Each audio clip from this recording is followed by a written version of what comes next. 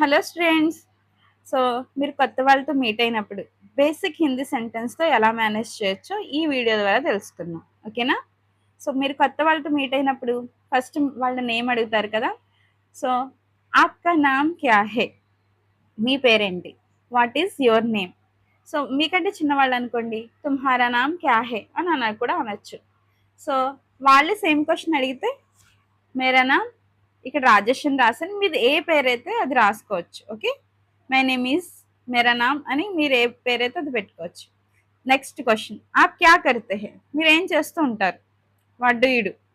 So students అయితే మేము పడాయి కర్తా who అని చెప్పొచ్చు, ఐఎమ్ స్టడింగ్ అని.